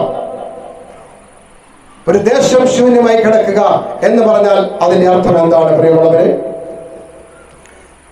ആ ദേശത്ത് വസിക്കുന്നവർ, ദേശനിവാസികൾ, the inhabitants of the land, ആ ദേശത്ത് വസിക്കുന്നവർ ദൈവത്തിന്റെ ഹിതപ്രകാരം ജീവിക്കുന്നില്ല എങ്കിൽ ദേശം എന്ത് ചെയ്യുന്നില്ല? Rest അനുഭവിക്കുന്നില്ല, Shabbat അനുഭവിക്കുന്നില്ല. അങ്ങനെയല്ലേ? ആണോ? സംശയം ഉണ്ടെങ്കിൽ പറയണം. നമ്മളെല്ലാ സംശയങ്ങളും കഴിവതും ദൂരീകരിച്ചു പോകാൻ ശ്രമിക്കും. തുടർന്നുള്ള സംശയങ്ങൾ പഠിക്കുവാൻ നമുക്ക് പിന്നീട് അവസരങ്ങളുമുണ്ട്. ഓക്കെ, അപ്പോ നമ്മൾ എന്താണ് കണ്ടത്? റെസ്റ്റ് എന്ന് പറഞ്ഞാൽ എന്താണെന്ന് കണ്ടത്? റെസ്റ്റ് എന്ന് പറഞ്ഞാൽ എന്താണ് നമ്മൾ കണ്ടത്? സാബത്ത് ഈസ്മോസ് അഥവാ സാബത്ത്. അപ്പോ ദൈവത്തിന്റെ ജനത്തിന് എന്തുണ്ടായില്ല? അവിടെ റെസ്റ്റ് ഉണ്ടായില്ല. അവരവിടെ എന്തുകൊണ്ട് റെസ്റ്റ് അനുഭവിച്ചില്ല? അവർ ദൈവത്തിന് വിരോധമായി പ്രവർത്തിച്ചത് കൊണ്ട്, ദൈവത്തോട് മത്സരിച്ചത് കൊണ്ട്, ദൈവത്തോട് മറുതലിച്ചത് കൊണ്ട് അവർക്ക് എന്തുണ്ടായില്ല? അവിടെ അവർക്ക് വിശ്രമമുണ്ടായില്ല. ഒരു ശബദ അനുഭവം അവർക്ക് കിട്ടിയില്ല. അപ്പോ ഒരു ദേശം ശൂന്യമായി കിടക്കുക എന്ന് പറഞ്ഞാൽ, A land being at rest എന്ന് പറഞ്ഞാൽ, അല്ലെങ്കിൽ ഒരു ദേശം അതിന്റെ സ്വസ്ഥത അനുഭവിക്കുക എന്ന് പറഞ്ഞാൽ, അതിനകത്തെ ആളുകൾ, ആ ദേശത്ത് വസിക്കുന്ന ആളുകൾ എന്ത് ചെയ്യണം? ദൈവത്തോട് മത്സരിക്കാതിരിക്കണം. അവിടെ ദൈവത്തോട് ഒരു റിബലിയൻ ഉണ്ടാകാൻ പാടില്ല. വേറൊരു വാക്യം കൂടി വായിക്കാം, നമുക്കതിനെ ഒന്നുകൂടി ഉറപ്പിക്കാൻ പറ്റുന്ന ഒരു വാക്യം കൂടി വായിക്കാം. 2 ദിനവൃത്താന്ത പുസ്തകം 14-ാമത്തെ അധ്യായം 6-ാമത്തെ വാക്യം. 2 ദിനവൃത്താന്ത പുസ്തകം 14-ാമത്തെ അധ്യായം 6-ാമത്തെ വാക്യം. യഹോവ അവന് വിശ്രമം നൽകിയതുകൊണ്ട് ദേശത്തിന് സ്വസ്ഥത ഉണ്ടാകിയാലും ആ സംവത്സരങ്ങളിൽ അവന് യുദ്ധമില്ലായകയാലും അവൻ യഹൂദയിൽ ഉറപ്പുള്ള പട്ടണങ്ങളെ പണിതു. ഓക്കെ, അപ്പൊ നമ്മളിവിടെ 2 കാര്യം മനസ്സിലാക്കി. ഒന്ന്, ആദ്യം നമ്മൾ കണ്ടു ദേശത്തിന് സ്വസ്ഥത എങ്ങനെയാണ് കിട്ടുന്നത്. ദേശം എങ്ങനെയാണ് സ്വസ്ഥത അനുഭവിക്കുന്നത്? ദൈവത്തോട് മത്സരിക്കാതിരുന്നാൽ. ദൈവത്തോട് മത്സരിക്കാതിരിക്കുക എന്ന് പറഞ്ഞാൽ എന്താണ്? ദൈവം പറയുന്നതെല്ലാം ചെയ്യുക എന്നുള്ളതാണ്, ദൈവത്തിന്റെ ഇഷ്ടം ചെയ്യുക എന്നുള്ളതാണ് ദൈവത്തോട് മത്സരിക്കാതിരിക്കുക എന്നതിന്റെ അർത്ഥം. അപ്പൊ ദേശത്ത് സ്വസ്ഥത ഉണ്ടാകണമെങ്കിൽ ആ ദേശനിവാസികൾ എന്ത് ചെയ്യണം? ദൈവത്തോട് മത്സരിക്കാൻ പാടില്ല. 2, ആ ദേശത്ത് യുദ്ധം ഉണ്ടാകാൻ പാടില്ല. അങ്ങനെയല്ലേ ഇപ്പൊ നമ്മൾ വായിച്ചത്, അല്ലേ? അപ്പോ ദേശനിവാസികൾ ദൈവത്തോട് മത്സരിക്കുന്നില്ലെങ്കിൽ, അവിടെ യുദ്ധമില്ലെങ്കിൽ ആ ദേശം എന്തനുഭവിക്കുന്നു? സ്വസ്ഥത അനുഭവിക്കുന്നു. ആ ദേശം ശബദം അനുഭവിക്കുന്നു. ദൈവത്തോട് മത്സരിക്കുന്നില്ലെങ്കിൽ, ഒരു ദേശത്ത് വസിക്കുന്ന ജനങ്ങൾ ദൈവത്തോട് മത്സരിക്കുന്നില്ലെങ്കിൽ, ആ ദേശത്ത് യുദ്ധമില്ലെങ്കിൽ, ആ ദേശനിവാസികൾ എന്തനുഭവിക്കുന്നു? ശബദം അനുഭവിക്കുന്നു എന്നാണ് ദൈവത്തിന്റെ വചനം നമ്മളെ ഓർമ്മിപ്പിക്കുന്നത്. ഒരു വാക്യം കൂടി നമുക്ക് നോക്കാം, കുറച്ചുകൂടി വ്യക്തമാകുമെന്ന് നോക്കാം. 2 ദിനവൃത്താന്ത പുസ്തകം 36-ാമത്തെ അധ്യായം 2 ദിനവൃത്താന്ത പുസ്തകം 36-ാം അധ്യായം 21-ാമത്തെ വാക്യം. യിരെമ്യാവ് മുഖാന്തരം ഉണ്ടായ യഹോവയുടെ വചനം നിവൃത്തിയാകേണ്ടതിന് ദേശം അതിന്റെ ശബ്ദങ്ങളെ അനുഭവിച്ച് കഴിയുവോളം. ദേശം അതിന്റെ ശബ്ദങ്ങളെ അനുഭവിച്ച് കഴിയുവോളം. നോക്കണം, ദേശം അതിന്റെ ശബ്ദം അനുഭവിക്കുന്ന പറഞ്ഞാൽ ദേശത്തിൽ വസിക്കുന്ന അവിടുത്തെ ജനങ്ങൾ അതിന്റെ ശബ്ദം അനുഭവിച്ച് കഴിയണം. അനുഭവിച്ച് കഴിയുവോളം, തികയുവോളം, 70 സംവത്സരം തികയുവോളം, അത് ശൂന്യമായി കിടക്കുന്ന കാലമൊക്കെയും ശബ്ദം അനുഭവിച്ചു. നോക്കണം, നമ്മൾ എന്താ കണ്ടത്? നമ്മൾ ആദ്യം കണ്ടു ലേവ്യ പുസ്തകത്തിൽ, നിങ്ങൾ എന്റെ വാക്ക് കേട്ടനുസരിക്കാതെ ഇരുന്നാൽ ഞാൻ എന്ത് ചെയ്യും? നിങ്ങളെ അവിടുന്ന് ചിതറിച്ചു കളയും. ഇപ്പോൾ യെരമ്യാ പ്രവാചകൻ മുഖാന്തരം ഇവിടെ അരുളി ചെയ്യുകയാണ്. എന്താണ്? ദൈവത്തിന്റെ ജനം ദൈവത്തോട് മത്സരിച്ചത് കൊണ്ട്, ദൈവത്തോട് പോരാടിയത് കൊണ്ട്, ദൈവത്തോട് യുദ്ധം ചെയ്തത് കൊണ്ട് അവിടെ എന്ത് ചെയ്യുന്നു? അവർക്ക് 70 സംവത്സരം അടിമകളായി പോകേണ്ടി വരുന്നു വീണ്ടും. അപ്പൊ ദൈവത്തിന്റെ ജനം ദൈവത്തോട് മത്സരിച്ചാൽ, അപ്പൊ നമുക്കിവിടെ 3 കാര്യം മനസ്സിലായിരിക്കുകയാണ്. ശബത്ത് ഈസ്മോസ് അഥവാ ശബത്ത് അനുഭവിക്കുക എന്ന് പറഞ്ഞാൽ people of God should be in harmony with God. ദൈവമായിട്ട് ഒരു ഹാർമണിയിലായിരിക്കണം, ഒരു ഒരുമനപ്പെട്ട അനുഭവത്തിലായിരിക്കണം, ഒരു ഐക്യത്തിന്റെ അനുഭവത്തിലായിരിക്കണം. ദൈവമായിട്ട് ഒരുമനപ്പെട്ട് ജീവിക്കുന്ന ദേശമാണ് എന്തനുഭവിക്കുന്നത്? ശബദം അനുഭവിക്കുന്നത്. 2ാമത്തെ കാര്യം എന്താ പറഞ്ഞത്? ആ ദേശത്ത് യുദ്ധം ഇല്ല. ആ ദേശത്ത് യുദ്ധമില്ല. ദൈവത്തോട് മത്സരിക്കുന്നില്ല എന്ന് വെച്ചാൽ they are in harmony with God. There is no war, which means they are in allegiance with God. ദൈവത്തോട് വിധേയപ്പെട്ട് ജീവിക്കുന്നു, ദൈവത്തിന് വിധേയപ്പെട്ട് പൂർണ്ണമായി ജീവിക്കുന്നു. 3ാമത് എന്താണ്? To be rested means to be rested in total submission to God. പൂർണ്ണമായി ദൈവത്തിന് സമർപ്പിക്കപ്പെട്ട അവസരമാണ്. ഇങ്ങനെ 3 കാര്യങ്ങൾ ഉണ്ടെങ്കിൽ ആ ദേശത്തിലെ നിവാസികൾ ശബദം അനുഭവിക്കും, റെസ്റ്റ് അനുഭവിക്കും, സ്വസ്ഥത അനുഭവിക്കും. എന്താണ് 3 കാര്യം? മറന്നു പോകരുത്. 1, ദൈവത്തോട് ഐക്യപ്പെട്ട് ജീവിക്കുക, ദൈവത്തോട് ഒരുമനപ്പെട്ട് ജീവിക്കുക. 2, ദൈവത്തോട് വിധേയപ്പെട്ട് ജീവിക്കുക. 3, ദൈവത്തിന്റെ മുമ്പാകെ പൂർണ്ണമായി സമർപ്പിക്കപ്പെട്ട് ജീവിക്കുക. ഇതുകൊണ്ടാണ്, ഇങ്ങനെ 3 കാരണമുള്ളത് കൊണ്ടാണ് ദൈവം തന്റെ സ്വർഗത്തെ ശബത്ത് ഈസ്മോസ് എന്ന് വിളിക്കുന്നത്. സ്വർഗത്തിന് ദൈവം ഇട്ടിരിക്കുന്ന പേരെന്തുവാ? ശബത്ത്, അല്ലെ? നമുക്ക് ദൈവാനുഗ്രഹം കൊണ്ട് മലയാളത്തിൽ എഴുതി വെച്ചപ്പോൾ ശബത്ത് ഈസ്മോസ് എന്നും സ്വസ്ഥതയെന്നും അല്ല ആ വാക്യത്തിൽ എഴുതിയിരിക്കുന്നത്. പിന്നെ എന്താ എഴുതിയിരിക്കുന്നത്? ഹെബ്രായ പദമായ ശബത്ത് തന്നെ അവിടെ ഉപയോഗിച്ചിരിക്കുന്നത് കൊണ്ട് നമുക്ക് ഒരുപാട് വിശദീകരണത്തിന്റെ ആവശ്യമില്ല. അപ്പൊ ദൈവം തന്റെ സ്വർഗത്തിന് ഇട്ടിരിക്കുന്ന പേര് ശബത്ത് എന്നാണ്. എന്ന് വെച്ചാൽ സ്വർഗത്തിൽ വസിക്കുന്നവർ. ഇന്നലെ നമ്മൾ കേട്ടു, ആരാ സ്വർഗത്തിൽ പോകുന്നത്? ദൈവം എന്തിനാ വരുന്നത്? തന്റെ ജനത്തെ സ്വർഗത്തിൽ കൊണ്ടുപോകാൻ, അല്ലേ? അപ്പൊ സ്വർഗത്തിൽ പോകുന്നവർ എങ്ങനെയായിരിക്കണം? ദൈവത്തോട് ഒരുമനപ്പെട്ടായിരിക്കണം. വേണ്ടേ? വേണം. ദൈവത്തോട് വിധേയപ്പെട്ട് ജീവിക്കുന്നവരായിരിക്കണം. ദൈവത്തോട്ട് പൂർണ്ണമായ സമർപ്പണമുള്ളവരായിരിക്കണം. അപ്പോഴാണ് അത് ശബദനുഭവമാകുന്നത്. ആ ഒരു ശബദനുഭവത്തിലേക്കാണ് ദൈവം നമ്മളെ വിളിക്കുന്നത്. അതാണ് നമ്മൾ വായിച്ചത്. എന്താ നമ്മൾ വായിച്ചത്? There remaineth a rest for the people of God. ദൈവജനത്തിന് ഒരു സ്വസ്ഥത ശേഷിച്ചിരിക്കുന്നു എന്ന് നമുക്ക് വായിച്ചത്, മനസ്സിലാക്കിയത്. പ്രിയമുള്ളവരെ, ഇപ്പോൾ ദൈവം തൻ്റെ സ്വർഗത്തിന് വിളിക്കുന്ന പേര് ശാബത്ത് എന്നാണ്. ഇപ്പോഴത് അങ്ങനെയാണ്. ഇനി വരാൻ പോകുന്ന കാലത്തിലും, ഇനി വരാൻ പോകുന്ന ഫ്യൂച്ചറിലും അത് അങ്ങനെ തന്നെയാണ്. ഇപ്പോൾ മാത്രമല്ല, വരാൻ പോകുന്ന ഭാവിയിലും അങ്ങനെ തന്നെയാണ്. കഴിഞ്ഞ കാലങ്ങളിലും പാസ്റ്റിലും എന്തായിരുന്നു? അത് അങ്ങനെ തന്നെ ആയിരുന്നു. എപ്പോ വരെ?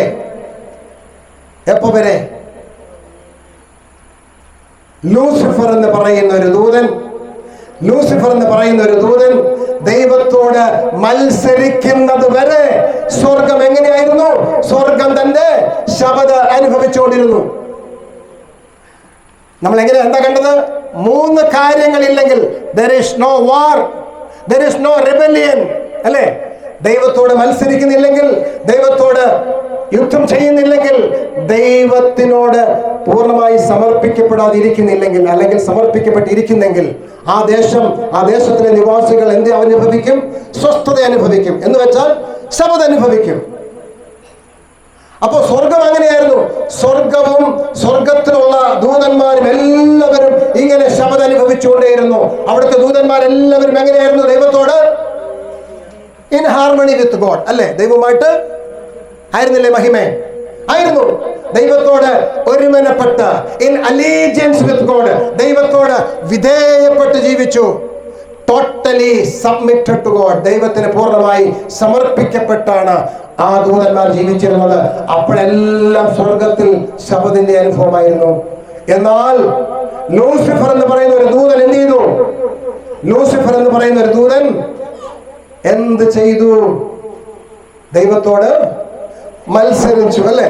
ദൈവത്തോട് മത്സരിച്ചു എന്നാണ് നമ്മൾ മനസ്സിലാക്കുന്നത്. ദൈവത്തോട് നമ്മൾ വേദപുസ്തകത്തിൽ വായിക്കാറുണ്ട്, വൻ പോരാട്ടം, സ്വർഗത്തിൽ വൻ പോരാട്ടം, the great controversy in heaven എന്നൊക്കെ നമ്മൾ മനസ്സിലാക്കാറുണ്ട്. എന്താണ് ഈ ഗ്രേറ്റ് കോൺട്രവേഴ്സി? എന്താണ് ഈ ഗ്രേറ്റ് കോൺട്രവേഴ്സി? നമുക്ക് ചിന്തിക്കാം, മനസ്സിലാക്കാം. അപ്പൊ ഇവിടെ സ്വർഗത്തിൽ ലൂസിഫർ എന്ന് പറയുന്ന ഒരു ദൂതൻ ദൈവത്തോട് മത്സരിക്കുന്നത് വരെ സ്വർഗം അതിന്റെ ശബദ അനുഭവിച്ചു പോകും. എന്നാൽ ലൂസിഫർ എന്ത് ചെയ്തില്ല? ബാക്കി ദൂതന്മാരെല്ലാം ദൈവത്തോട് ഒരുമനപ്പെട്ട് വിധേയപ്പെട്ട് സമർപ്പിക്കപ്പെട്ട് നിന്നപ്പോൾ ലൂസിഫർ പറയുകയാണ്, I am not going to rest in God. ദൈവത്തിൽ ഞാൻ വിശ്രമിക്കുവാൻ പോകുന്നില്ല, ഞാൻ ദൈവത്തിൽ വിശ്രമിക്കാൻ പോകുന്നില്ല. അങ്ങനെ ലൂസിഫർ അങ്ങനെ പറഞ്ഞപ്പോൾ സ്വർഗത്തിൽ എന്തുണ്ടായി? സ്വർഗത്തിലെ അവസ്ഥയ്ക്ക് എന്തൊക്കെയോ വ്യത്യാസം വന്നു, അല്ലേ? അവരുടെ സ്വസ്ഥത നഷ്ടപ്പെട്ടു. അങ്ങനെയാണെങ്കിൽ ലൂസിഫർ ലംഘിച്ചത് എന്താണ്?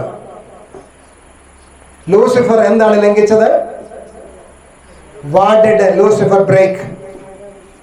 എന്താ ബ്രേക്ക് ചെയ്തത്? എന്താ ലംഘിച്ചത്? ശബദ ലംഘിച്ചു. Praise the Lord. ലൂസിഫർ സ്വർഗത്തിൽ ശബദ ലംഘിച്ചു. കാരണം സ്വർഗം എന്തനുഭവിച്ചുകൊണ്ടിരുന്നു? ശബദ അനുഭവിച്ചുകൊണ്ടിരുന്നു. ലൂസിഫർ ശബദ ലംഘിച്ചു. എങ്ങനെയാ ലംഘിച്ചത്? ഞാൻ ദൈവത്തിന് വിധേയപ്പെടുന്നില്ല, ദൈവത്തിനോട് ഞാൻ വിധേയപ്പെടുന്നില്ല. I am not going to rest in God, മറിച്ച് I am going to resist with God. എന്താണ് ലൂസിഫർ പറഞ്ഞത്? I am not going to rest in God, മറിച്ച് I am going to resist with God. ദൈവമായിട്ട് ഞാൻ പൂർണ്ണമായി സമർപ്പിക്കപ്പെട്ട് ജീവിക്കാൻ ആഗ്രഹിക്കുന്നില്ല, മറിച്ച് എന്ത് ചെയ്യാൻ പോകുന്നു? ഞാൻ ദൈവത്തോട് മത്സരിക്കാൻ പോകുന്നു എന്ന് ലൂസിഫർ പറഞ്ഞു. അങ്ങനെ ലൂസിഫർ പറഞ്ഞത് വരെ സ്വർഗത്തിന്റെ അവസ്ഥ എന്തായിരുന്നു? ശബദായിരുന്നു, അല്ലേ? എല്ലാവർക്കും പറയാൻ ഒരു മടി പോലെ. എങ്ങനെയാണ് അത് ശബദാവുന്നത്? കാരണം നമ്മൾ ശബദിനെ കുറിച്ച് വേറെ എന്തൊക്കെയോ മനസ്സിലാക്കി വെച്ചിരിക്കുക. ഞാൻ കഴിഞ്ഞ ദിവസം ഒരു കടയിൽ ചെന്നിട്ട് ഞങ്ങളുടെ പള്ളിക്ക് വേണ്ടി ഒരു സാധനം വാങ്ങിച്ചു. വാങ്ങിച്ചപ്പോൾ ഞാൻ പറഞ്ഞൊരു ബില്ല് തരണം. ആ ബില്ല് തരാം. എന്ത് പേരാ വേണ്ടത്? ഞാൻ പറഞ്ഞു seventh day Adventist church Kumbanad, SDA Kumbanad. എന്താണ് ഈ സെവന്ത് ഡേ? ഞാൻ നിങ്ങൾ കേട്ടിട്ടില്ലേ സെവന്ത് ഡേ എന്നതിനെ കുറിച്ച്? ഇവിടെ പത്തനംതിട്ട സെവന്ത് ഡേ സ്കൂളൊക്കെ കേട്ടിട്ടില്ലേ? അത് കേട്ടിട്ടുണ്ട്. എന്താണ് നിങ്ങളുടെ വ്യത്യാസം? അദ്ദേഹത്തിന് സമയമില്ല, എനിക്ക് സമയമില്ല. ഞാൻ പറഞ്ഞു ഒറ്റ വാക്കിൽ ഇത് എങ്ങനെ വ്യത്യാസം പറയാനാ? ഒരു കാര്യം ഞാൻ പറയാം. ഞങ്ങൾ എന്ന് പറയുന്നത് വേദപുസ്തകം മുഴുവനായി അനുസരിക്കുന്നവരാണ്. വേദപുസ്തകം മുഴുവൻ അനുസരിക്കുന്നവരാണ് ഞങ്ങൾ. അതാണ് ഞങ്ങൾ മറ്റുള്ളവരും തമ്മിലുള്ള ഒരു വ്യത്യാസം. ഞാൻ പറഞ്ഞു അച്ചായ, അദ്ദേഹം പറഞ്ഞു സഭയുടെ പേര് പറയുന്നതിന് കുഴപ്പമില്ലല്ലോ അല്ലേ? അദ്ദേഹം പറഞ്ഞു ഞാനൊരു മർത്തോമാ സഭക്കാരനാണ്. ഞാൻ പറഞ്ഞു കുഴപ്പമില്ല, സമയം കിട്ടുമ്പോൾ ഞാൻ വരാം, നമുക്ക് കൂടുതൽ പഠിക്കാം. അപ്പോ മുമ്പേ നമ്മൾ കണ്ടു റെസ്റ്റ് എന്ന പദത്തിന്റെ അർത്ഥം എന്താണ്? ശബദാണ്. അപ്പൊ സ്വർഗത്തിൽ റെസ്റ്റ് ഉണ്ടായിരുന്നോ? ഉണ്ടായിരുന്നു. അപ്പൊ സ്വർഗത്തിൽ ശബദം ഉണ്ടായിരുന്നോ? ഉണ്ടായിരുന്നു. അപ്പൊ ദൂതന്മാർ ശബദം അനുഭവിച്ചുകൊണ്ടേയിരുന്നു എന്ന് വരെ, ലൂസിഫർ മത്സരിക്കുന്നത് വരെ. അപ്പൊ ലൂസിഫർ എന്താ ലംഘിച്ചത്? ശബദം ലംഘിച്ചു. ലൂസിഫർ ശബദ ആണ് ലംഘിച്ചത്. ഓക്കെ, നമുക്ക് ലൂസിഫറിനെ കുറിച്ച് ചില കാര്യം കൂടി മനസ്സിലാക്കാം. ലൂസിഫർ എവിടെയായിരുന്നു എന്ന് നോക്കാം. ലൂസിഫർ എവിടെയായിരുന്നു എന്ന് യെഹെസ്കേലിന്റെ പ്രവചന പുസ്തകം 28-ാമത്തെ അധ്യായം 14-ാമത്തെ വാക്യം. നീ ചിറക് വിടർത്ത് മറയ്ക്കുന്ന കെരൂബാകുന്നു. നീ ആരാണ്? ചിറക് വിടർത്ത് മറയ്ക്കുന്ന കെരൂബാകുന്നു. ഞാൻ നിന്നെ വിശുദ്ധ ദേവപർവ്വതത്തിൽ ഇരുത്തിയിരുന്നു. നീ അഗ്നിമയ രഥങ്ങളുടെ മധ്യേ സഞ്ചരിച്ചു പോന്നു. നീ അഗ്നിമയ രഥങ്ങളുടെ മധ്യേ സഞ്ചരിച്ചു പോന്നു. നീ അഗ്നിമയ രഥങ്ങളുടെ മധ്യേ സഞ്ചരിച്ചു പോന്നു. In English പറയുമ്പോൾ thou hast walked up and down in the midst of the stones of fire. എവിടെയാണ് ലൂസിഫർ എവിടെയാണ് നടന്നത്? സഞ്ചരിച്ചു പോകുന്നത്? walked up and down in the midst of the stones of fire. എവിടെയാ? അഗ്നിമയ രഥങ്ങളുടെ മധ്യേ അവൻ സഞ്ചരിച്ചു പോന്നു. നമുക്ക് നോക്കാം ഈ അഗ്നിമയ രഥം എന്താണെന്നുള്ളത്, അല്ലെങ്കിൽ ഈ സ്റ്റോൺസ് ഓഫ് ഫയർ എന്താണെന്ന് നമുക്ക് കുറച്ചുകൂടി വ്യക്തമായി മനസ്സിലാക്കാൻ കഴിയുമോ എന്ന് നോക്കാം. ആവർത്തന പുസ്തകം 33-ാം അധ്യായം അതിന്റെ 2-ാമത്തെ വാക്യം. ആവർത്തന പുസ്തകം 33-ാം അധ്യായം 2-ാമത്തെ വാക്യം എന്താ പറയുന്നത് നോക്കാം. അവൻ പറഞ്ഞതെന്തെന്നാൽ, യഹോവ സിയോനിൽ നിന്ന് വന്ന് അവർക്ക് സെയീരിൽ നിന്ന് ഉദിച്ച് പാറാൻ പർവ്വതത്തിൽ നിന്ന് വിളങ്ങി ലക്ഷോപലക്ഷം വിശുദ്ധന്മാരുടെ അടുക്കൽ നിന്ന് വന്നു. അവർക്ക് വേണ്ടി അഗ്നിമയമായ ഒരു പ്രമാണം അവന്റെ വലം കയ്യിലുണ്ടായിരുന്നു. ഇത് ദൈവം ഇസ്രായേൽ ജനത്തിന് പ്രമാണം കൊടുക്കുന്ന കാര്യമാണ് പറഞ്ഞത്. ഇസ്രായേൽ ജനത്തിന് ദൈവം പ്രമാണം കൊടുത്തപ്പോൾ ദൈവത്തിന്റെ കയ്യിൽ എന്തുണ്ടായിരുന്നു പറഞ്ഞത്? അഗ്നിമയമായ ഒരു പ്രമാണം അവന്റെ കയ്യിലുണ്ടായിരുന്നു. ലൂസിഫർ എവിടെ സഞ്ചരിച്ചു പോന്നു? അഗ്നിമയമായ രഥത്തിന്റെ നടുവിലൂടെ സഞ്ചരിച്ചു പോന്നു. എവിടെയാണ്? എന്തിന്മേലാണ് ഈ പ്രമാണം എഴുതിയിരുന്നത്? എന്തിന്മേലാണ് ഈ പ്രമാണം എഴുതിയിരുന്നത്? ഈ പ്രമാണം എഴുതി കൊടുത്തത് എന്തിന്മേലാ? എന്തിനാ എഴുതി കൊടുത്തത്? ദൈവം എഴുതി കൊടുത്തില്ലേ? എന്തിനാ എഴുതി കൊടുത്തത്? എന്നൊന്നത്തില്ല. എന്ത് മെറ്റീരിയലാ? ഫോണിലാണോ? കൽപ്പലകൾ, ടേബിൾസ് ഓഫ് സ്റ്റോൺ. അഗ്നിമയ രഥങ്ങൾ. ലൂസിഫർ സഞ്ചരിച്ചു പോകുന്നത് walk up and down in the midst of the stones of fire. ഈ അഗ്നിമയ രഥങ്ങളുടെ പ്രമാണവും, അഗ്നിമയമായ ഒരു പ്രമാണവും ഈ അഗ്നിമയ രഥവും എന്തെങ്കിലും സൂചന നൽകുന്നുണ്ടോ? ഉണ്ടോ? ഇല്ല. നമ്മൾ എന്താ വായിച്ചത്? ലൂസിഫർ ആരാണെന്നാ വായിച്ചത്? നീ ചിറക് വിടർത്ത് മറയ്ക്കുന്ന കെരൂബായിരുന്നു എന്നാ വായിക്കുന്നത് അല്ലേ? ചിറക് വിടർത്ത് മറയ്ക്കുന്ന കെരൂബായിരുന്നു. എവിടെയായിരുന്നു ഇവന്റെ സ്ഥാനം? ഈ കെരൂബായിട്ട് എവിടെയാണ് നിന്നത്? എവിടെയാണ് ഈ ലൂസിഫർ കെരൂബായിട്ട് നിന്നത്? നമുക്ക് മനസ്സിലാക്കാൻ നോക്കാം. എബ്രായ ലേഖനം 4-ാമത്തെ അധ്യായം. എബ്രായ ലേഖനം 4-ാം അധ്യായം 16-ാമത്തെ വാക്യം വേഗത്തിലൊന്ന് വായിച്ചേ. അതുകൊണ്ട് കരുണ ലഭിപ്പാനും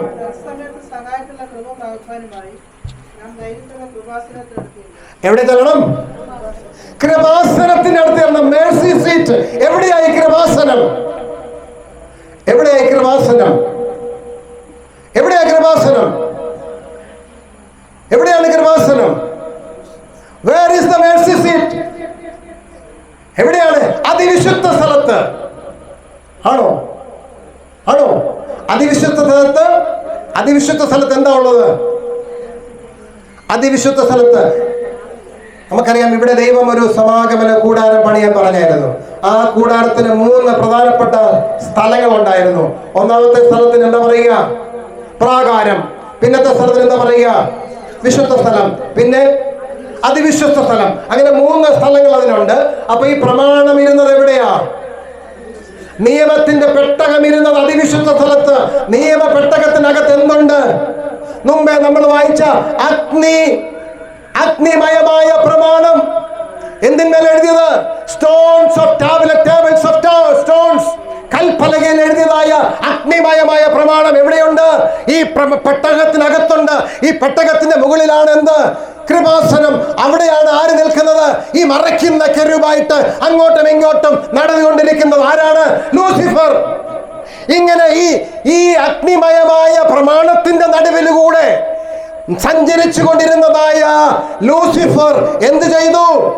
ഈ പ്രമാണത്തെ ലംഘിച്ചു. ഏത് പ്രമാണം ലംഘിച്ച്? ഏത് പ്രമാണം ലംഘിച്ച്? ശബദാണ് ലംഘിച്ചത്. എങ്ങനെ നിങ്ങൾക്ക് ഒറ്റയടിക്ക് എങ്ങനെ എത്താൻ പറ്റി ശബദാണെന്ന്? പെട്ടെന്ന് ഇങ്ങനെ പറഞ്ഞപ്പോൾ ശബദം ലംഘിച്ചത് എങ്ങനെ എത്താൻ പറ്റി? നമുക്ക് നോക്കാം. നമുക്ക് മനസ്സിലാക്കേണ്ടതായിട്ടുണ്ട്. നമുക്കറിയാം, നമ്മൾ ഉൽപ്പത്തി പുസ്തകത്തിലേക്ക് വരുമ്പോൾ ഉൽപ്പത്തി പുസ്തകത്തിന്റെ 1-ാമത്തെ വാക്യം, ആദിയിൽ ദൈവം, കേക്കട്ടെ, ദൈവത്തിന്റെ മക്കളുടെ വായിൽ നിന്ന് വരട്ടെ. ആദിയിൽ ദൈവം ആകാശവും ഭൂമിയും സൃഷ്ടിച്ചു. എങ്ങനെയാ സൃഷ്ടിച്ചത്? വേണ്ട, താഴോട്ടൊന്നും പോകണ്ട. എങ്ങനെയാ സൃഷ്ടിച്ചത്? എങ്ങനെയാ സൃഷ്ടിച്ചത്? കൽപ്പിച്ചു. ദൈവം കൽപ്പിച്ചു, ഉളവായി. ഉണ്ടാകട്ടെ എന്ന് പറഞ്ഞു, ഉണ്ടായി. അല്ലേ? അപ്പൊ ഇത് universe. The universe is created by speaking the word. അല്ലേ? യൂണിവേഴ്സ് is made എങ്ങനെയാണ്? By speaking the word. ഒരു വാക്ക് പറഞ്ഞതിലൂടെ. അല്ലേ? അപ്പൊ യൂണിവേഴ്സ് എന്ന് പറഞ്ഞാൽ the word universe.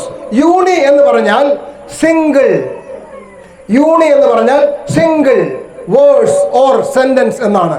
അപ്പൊ യൂണിവേഴ്സ് എന്ന് പറഞ്ഞാൽ ഏക വചനം, തിരുവചനം. തിരുവചനത്താൽ. ആരാണ് തിരുവചനം? ആരാണ് തിരുവചനം? യോഹന്നാൻ 1:1. ആരാണ് തിരുവചനം? ആദിയിൽ വചനമുണ്ടായിരുന്നു, ആ വചനം ദൈവമായിരുന്നു. അപ്പോൾ ക്രിസ്തുവാണ് ഈ വചനം. യൂണിവേഴ്സ് എന്ന് പറഞ്ഞാൽ ആരാണപ്പോ? Single verse. ആരാണ് ഈ വേഴ്സ്? ആരാണ് ഈ വചനം? ക്രിസ്തുവാണ് വചനം, തിരുവചനം. അപ്പൊ തിരുവചനം, യൂണിവേഴ്സ് ഉണ്ടായി, തിരുവചനം ഉണ്ടായി. ലൂസിഫറിന് ഈ തിരുവചനത്തിനോട് എതിർപ്പ് തുടങ്ങി. ലൂസിഫർ എന്ത് ചെയ്തു? ഈ തിരുവചനത്തെ എതിർക്കാൻ തുടങ്ങി. ആരെ എതിർത്തു? ആരാ തിരുവചനം? ക്രിസ്തുവാണ്. അല്ലേ? അപ്പൊ ലൂസിഫർ ആരെ എതിർത്തു? ക്രിസ്തുവിനെ എതിർത്തു. So Lucifer became anti-Christ. Lucifer became anti-Christ. എതിർ ക്രിസ്തു or contra Christ. കോൺട്രാവേഴ്സ്. വേഴ്സ് എന്താണ്? ക്രിസ്തുവാണ്. അല്ലേ? വേഴ്സ് വചനം ക്രിസ്തുവാണ്. ആന്റി വേഴ്സ് എന്ന് പറഞ്ഞാൽ ആന്റി ക്രൈസ്റ്റ്. അല്ലേ? ആണോ? ആണോ? ആണോ? മനസ്സിലായില്ലേ? യൂണിവേഴ്സ് എന്ന് പറഞ്ഞാൽ ഒറ്റ വാക്യം. ആരുടെ വാക്കിനാലാണ് ഉളവായത്? ഈ പ്രപഞ്ചം മുഴുവൻ ദൈവം പറഞ്ഞു, ഉളവായി. Single verse. ആരാണ് ഈ സിംഗിൾ വേഴ്സ്? ക്രിസ്തുവാണ്. അല്ലേ? അതല്ലേ നമ്മൾ യോഹന്നാനിൽ വായിച്ചത്? ആ ക്രിസ്തുവാണ് ആ വചനം. ആ വചനത്തെ, ആ ക്രിസ്തുവിനെ ആരെതിർത്തു? പിശാച്, ലൂസിഫർ എതിർത്തു. ആ എതിർത്തതാണ് കോൺട്രാവേഴ്സ്. അതാണ് controversy. Great controversy in heaven. എന്താണ്? യൂണിവേഴ്സിനെതിരായി ആന്റി ക്രൈസ്റ്റ്. തിരുവചനത്തിനെതിരായ എതിർവചനം, ദാറ്റ് ഈസ് കോൾഡ് കോൺട്രവേഴ്സി. ഇതാണ് സ്വർഗത്തിലുണ്ടായ വലിയ പോരാട്ടം. എന്താണ് സ്വർഗത്തിൽ ലംഘിച്ചത്? എന്താണ് ലംഘിച്ചത്? ശബദാണ് ലംഘിച്ചത്. ഓക്കെ, ശബദം ലംഘിച്ചു. ആന്റി വോഴ്സ്, ആന്റി ക്രൈസ്റ്റ്. ആന്റി ക്രൈസ്റ്റ് എന്ന് പറഞ്ഞാൽ എതിർ ക്രിസ്തു. ആരാണ് എതിർ ക്രിസ്തു? ആരാണ് എതിർ ക്രിസ്തു? പലർക്കും പറയാൻ പേടിയാണ്. കാരണം പലരും വിചാരിച്ചു വെച്ചിരിക്കുന്നത്, പലരും മനസ്സിലാക്കി വെച്ചിരിക്കുന്നത് എതിർ ക്രിസ്തു ഇനി വരാൻ പോകുന്നേ ഉള്ളൂ എന്നാ. എതിർ ക്രിസ്തു എവിടെ ഉണ്ടായിക്കഴിഞ്ഞു? സ്വർഗത്തിൽ ഉണ്ടായിക്കഴിഞ്ഞു. ഉണ്ടായിക്കഴിഞ്ഞില്ലേ? ഉണ്ടായോ? അയ്യോ, എന്റെ മുമ്പ് ഇരിക്കുന്നവർ പറയാൻ ഭയങ്കര പേടി. എതിർ ക്രിസ്തു സ്വർഗത്തിലുണ്ടായോ? ഉണ്ടായി. ക്രിസ്തുവിനെ എതിർക്കുന്നവനല്ലേ എതിർ ക്രിസ്തു. ക്രിസ്തുവിനെ എതിർത്തോ? എതിർത്തു. കാരണം എന്താണ്? അവിടെ പറഞ്ഞിരുന്നു, നിങ്ങൾ എല്ലാവരും എന്ത് ചെയ്യണം? എന്നിൽ വിശ്രമിക്കണം, ദൈവം പറയുന്നത് അതുപോലെ ചെയ്യണമെന്നായിരുന്നു. പക്ഷെ ലൂസിഫർ എന്ത് പറഞ്ഞു? ഞാൻ ചെയ്യത്തില്ല, ഞാൻ എന്റേതായ വഴിക്ക് ജീവിക്കും എന്ന് ലൂസിഫർ പറഞ്ഞപ്പോൾ അവിടെ എന്തുണ്ടായി? പോരാട്ടമുണ്ടായി, അവിടെ മത്സരമുണ്ടായി, അല്ലേ? അപ്പോ നമ്മളിപ്പോ രണ്ട് കാര്യം വേറെ മനസ്സിലാക്കി. ഒന്ന്, ലൂസിഫർ എവിടെയാണ് സഞ്ചരിച്ചു പോകുന്നത്? പ്രമാണത്തിന്റെ നടുവിലൂടെ, അഗ്നിമയമായ പ്രമാണത്തിന്റെ നടുവിലൂടെ സഞ്ചരിച്ചു പോന്നു. എന്നാൽ അവൻ എന്താണ് ഹൃദയത്തിൽ പറഞ്ഞത്? ഹൃദയത്തിൽ പറഞ്ഞത്? യെശയ്യാപ്രവചനം 14-ാമത്തെ അധ്യായം 14-ാമത്തെ വാക്യം. യെശയ്യാപ്രവചനം 14-ാമത്തെ അധ്യായം. Thank you. യെശയ്യാപ്രവചനം 14-ാമത്തെ അധ്യായം 14-ാമത്തെ വാക്യം. ഞാൻ മേഘോന്നതങ്ങൾക്ക് മീതെ കയറും, ഞാൻ അത്യുന്നതനോട് സമനാകും. അങ്ങനെയാണ് അവൻ ഹൃദയത്തിൽ പറഞ്ഞത്. ഓക്കെ, അപ്പൊ മുമ്പേ ഞാൻ പറഞ്ഞു, ദൈവത്തിന്റെ പ്രമാണം എന്ന് പറയുന്നത് അഗ്നിമയമായ പ്രമാണമാണ്, അല്ലേ? എന്താ ഈ അഗ്നി എന്ന് പറഞ്ഞ തീ? എന്താ ഈ അഗ്നിയുടെ പ്രത്യേകത? ദൈവത്തിന്റെ വേറൊരു വാക്യമുണ്ട്. എബ്രായ ലേഖനം 12-ാം അധ്യായം 29-ാമത്തെ വാക്യം. എബ്രായർ 12:29 എന്താ പറയുന്നത്? നമ്മുടെ ദൈവം ദഹിപ്പിക്കുന്ന അഗ്നിയല്ലോ, അങ്ങനെയല്ലേ? എബ്രായ 12:29 നമ്മുടെ ദൈവം. അപ്പൊ ദൈവം ദഹിപ്പിക്കുന്ന അഗ്നി വെച്ചാൽ ദൈവം എല്ലാവരും പേടിപ്പിക്കാൻ പോകുന്നു. അയ്യോ, ഞാൻ നിങ്ങളെല്ലാം കൊന്നുകളയും, ഞാൻ നിന്നെ ദഹിപ്പിച്ചു കളയും എന്ന് പറയുന്ന ദൈവമാണോ? ആണോ? അല്ല. അപ്പൊ പിന്നെ എന്താണ് ഈ അഗ്നി? നമുക്ക് നോക്കാം. ഉത്തമഗീതം 8-ാം അധ്യായം 6-ാമത്തെ വാക്യം. ഉത്തമഗീതം 8-ാം അധ്യായം 6-ാമത്തെ വാക്യം. എന്താണ് ഈ അഗ്നി എന്ന് കണ്ടുപിടിക്കാം.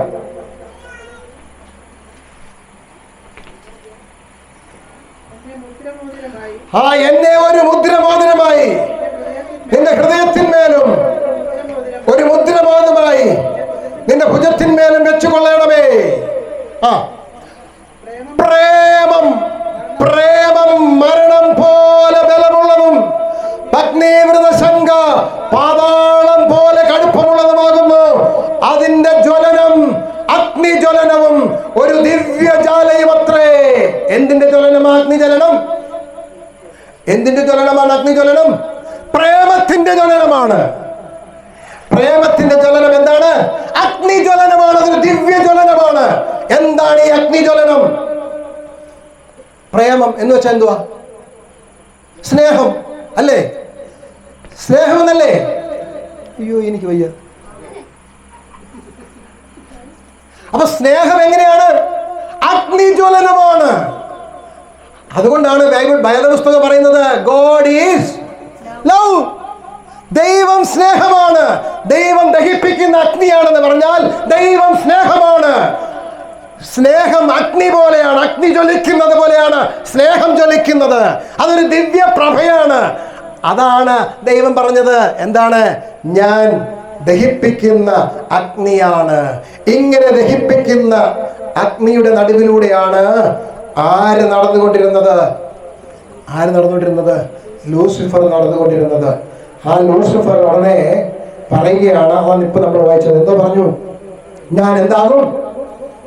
ഞാൻ അത്യുന്നതനോട് സമനാകും, ഞാൻ സ്വർഗത്തിൽ കയറുമില്ല, ഞാൻ മേഘോന്നതങ്ങൾക്ക് മീതെ കയറും, ഞാൻ അത്യുന്നതനോട് സമനാകും എന്നല്ലോ നീ ഹൃദയത്തിൽ പറഞ്ഞത്. എന്താണ് അവൻ പറഞ്ഞത്? ഇനി അതിന്റെ 13-ാമത്തെ വാക്യം കൂടെ വായിച്ചേ. യെശയ്യാ പ്രവചനം 14-ാം അധ്യായം 13-ാമത്തെ വാക്യം.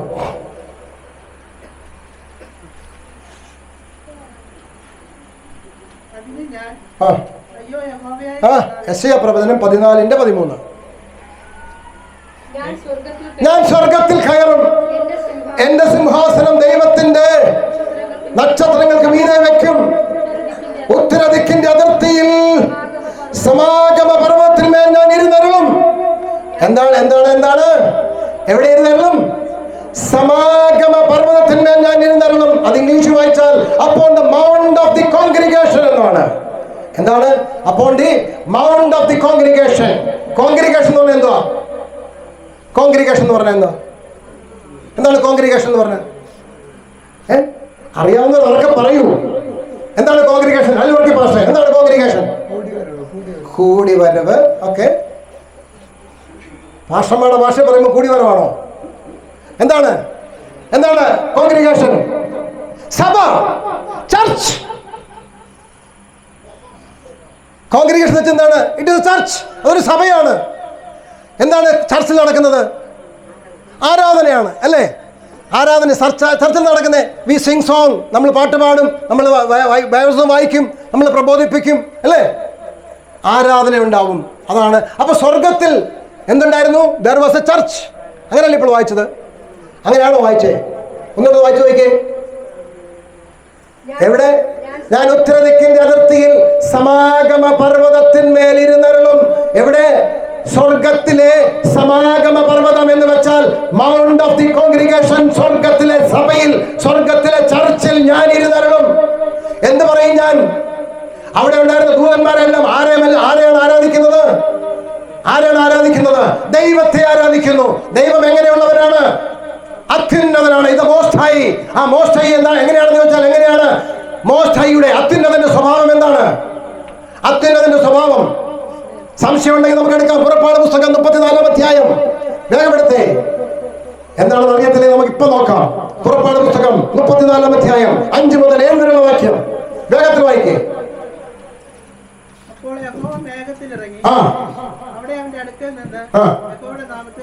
യഹോവയുടെ നാമത്തെ ഘോഷിച്ചു. യഹോവ അവന് മുമ്പാകെ നടന്ന് ഘോഷിച്ചെന്നാൽ യഹോവയായ ദൈവം കരുണയും കൃപയും ഉള്ളവൻ. യഹോവയുടെ അത്യുന്നതന്റെ സ്വഭാവം എന്താണ്? The most high is look like what? അത്യുന്നതൻ എങ്ങനെയാണ്? He is loving kindness. കരുണയും കൃപയും കരുണയുമുള്ളവൻ. പിന്നെ ദീർഘക്ഷമയും മഹാദയമുള്ളവൻ,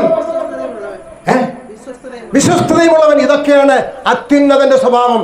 ലൂസിഫർ പറയുകയാണ് ഞാൻ ആരാകും? ഞാൻ അത്യുന്നതനാകും എന്ന് വെച്ചാൽ ലൂസിഫർ ദൂതന്മാരോട് പറയുകയാണ് ഞാനും ദൈവമാണ്, നിങ്ങൾ എന്നെ ആരാധിച്ചാൽ മതി. അങ്ങനെ സ്വർഗത്തിലെ സഭയിൽ എല്ലാവരും ഒരുമിച്ച് ശബദ അനുഭവിച്ചുകൊണ്ടിരുന്നതായ, ശബദ ആരാധന നടത്തിക്കൊണ്ടിരുന്നതായ ആരാധനയുടെ നടുവിൽ ഒരു ഭിന്നിപ്പുണ്ടാക്കി. ചരിത്രത്തിൽ ആദ്യമായിട്ട് there is a split in the worship of Lord. ദൈവ ആരാധനയിൽ ഒരു സ്പ്ലിറ്റ് ചരിത്രത്തിൽ ആദ്യമായി ഉണ്ടായത്. സ്വർഗത്തിൽ ഒരു ഭിന്നമായ ആരാധന. എന്താണ് ആരാധന? രണ്ട് ദൈവം. ഒന്ന് യഥാർത്ഥ ദൈവം പറഞ്ഞു ഞാൻ യഹോവയായവൻ, ഞാനാകുന്നവൻ, ഞാനാകുന്നു. മറ്റവൻ പറയുകയാണ് ഞാൻ ആരാണ്? ഞാൻ അത്യുന്നതനോട് സമനാകും. അപ്പോ ലൂസിഫർ അവിടെ മത്സരിച്ചുകൊണ്ട് ജനത്തിന്റെ ആരാധനയെ, ദൈവത്തിന് കൊടുക്കേണ്ട ആരാധനയെ അവിടെ ഭിന്നിപ്പിക്കുകയാണ്. അവിടെ സ്പ്ലിറ്റ് ഉണ്ടാക്കിക്കൊണ്ട് രണ്ട് ആരാധന രൂപപ്പെടുന്നു. ചരിത്രത്തിൽ ആദ്യമായി രണ്ട് ആരാധന രൂപപ്പെട്ടത് സ്വർഗത്തിൽ.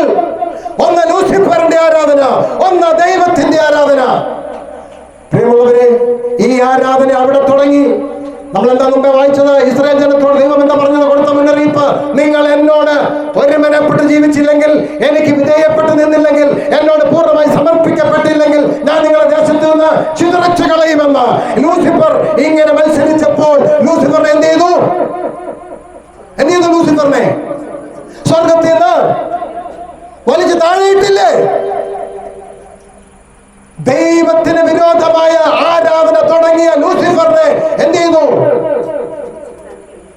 സ്വർഗത്തിൽ നിന്ന് ദൈവം ഇറക്കി വിട്ടു പ്രിയമുള്ളവരെ. അപ്പോൾ എൻ്റെ ഒരു സംശയം,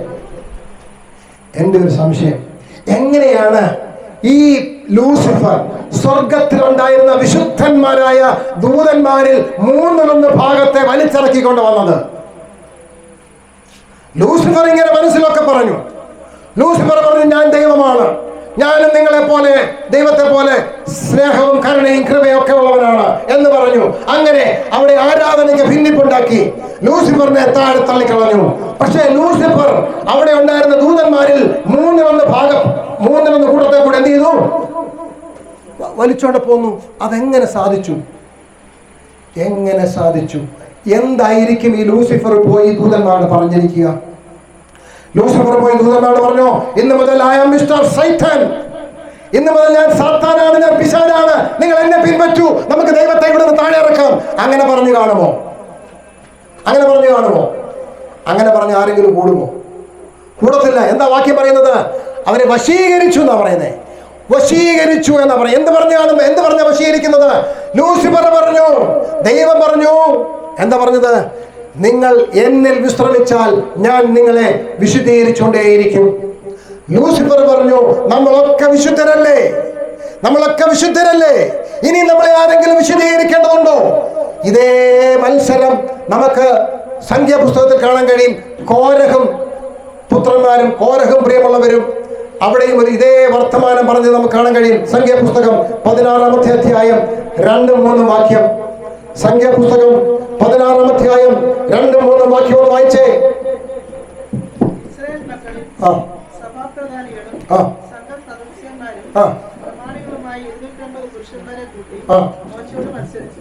മോശയോട് മത്സരിച്ചു. മോശയ്ക്കും അഹരോനും വിരോധമായി കൂട്ടം കൂടി അവരോട് മതി. നോക്കണം, എന്താണ് കോര പറഞ്ഞത്? നീ മാത്രമല്ല വിശുദ്ധൻ, സഭ മുഴുവൻ വിശുദ്ധനാണ്. ദൈവം നിന്നോട് മാത്രമേ സംസാരിക്കത്തുള്ളൂ, ഞങ്ങളോടും സംസാരിക്കും. ഇതാണ് ആര് പറഞ്ഞത്? മത്സരിക്കുന്ന കോരക് പറഞ്ഞത്. മത്സരിക്കുന്ന ലൂസിഫർ എന്താ പറഞ്ഞത്?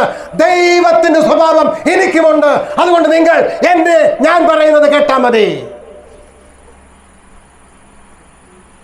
ഞാൻ പറഞ്ഞത് കേട്ടാ മതി എന്ന് ലൂസിഫർ പറഞ്ഞു.